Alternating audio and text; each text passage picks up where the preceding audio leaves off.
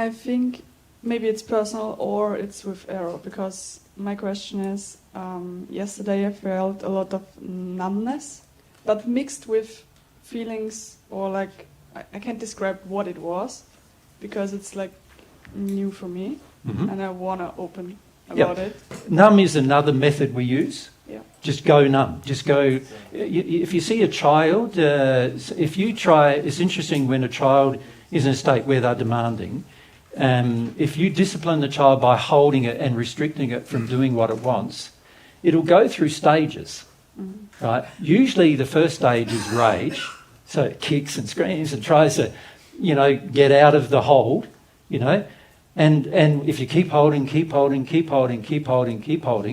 eventually the child will go into a state where it's pointless being in a rage, so I'm just going to go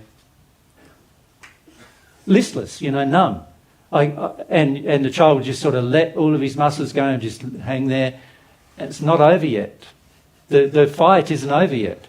That's a technique you learnt in your childhood to get away from dealing with something.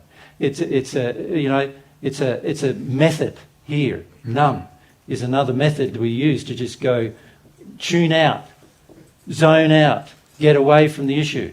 And so they go numb. You keep holding them. You'll hold them for long enough, they'll go back to anger. Because they want numb to work. Most people want no action to work. It's sort of like, the truth is confronting my error. God's expecting me to take an action to fix that. No action means that I don't have to do anything, so I just take no action. But the problem with that is in your life, you finish up taking no action, taking no action, taking no action. 100 years pass, you die, taking no action for a while there too. And you end up in states where nothing's really changed for a couple of 100 years in your life if you're not careful, before you start to actually learn to take action and stop being numb to everything. Numb is a desire to avoid emotional truth, a desire to avoid your emotions, to avoid your feelings. It was so difficult because there was some feelings that I can't describe, but it was not bad and not good. It was like a weird stage of, I don't know. Yeah, and a lot of us, when we get into these states of change, we don't realise, wow, I'm just freaked out about any change that happens to me. And for many of us, we then back off of change by just going numb, taking no action, avoiding change, excusing, and all of these other things we do. We do these things because we feel going forward is uncertain, is what we believe. We feel it's not necessary. We don't know if it's a good or a bad thing. And because it's uncertain, we then go, well, do I really want it? Isn't it better just to stay like I am, because that's certain?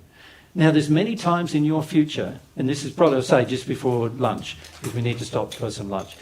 There's many times in your future where your future will be uncertain, and you'll be very tempted to stay in the state where you are presently. There's people in the second sphere of the spirit world. The second sphere is like paradise compared to Austria, Austria is like a dirty hovel compared to the second sphere. That's how beautiful it is. Here it seems very beautiful when you look on the outside, but there's a lot of things wrong with it, of course. But even with all the beauty that's here, the second sphere is like heaps, 10 times better than anything you can imagine here.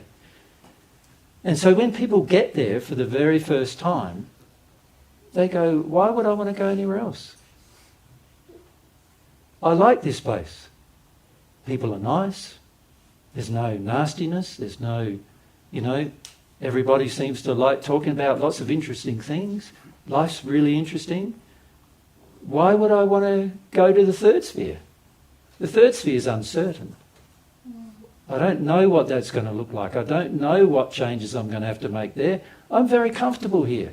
So I've known people who stayed in the second sphere of the spirit world for 200 years, right? Because it was comfortable compared to their life before then. It was better.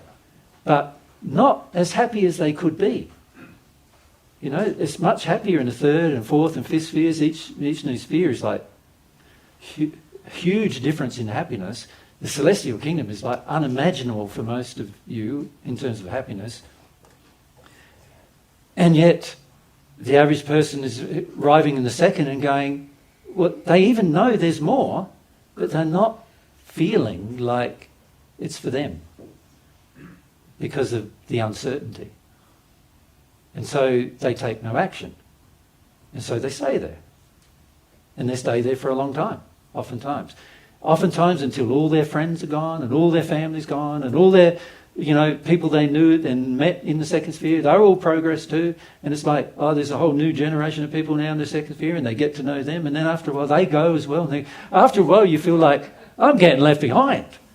And then you start looking at why you're in that state, which is a lot of times about being numb, wanting to not move forward because you're afraid of what might be forward.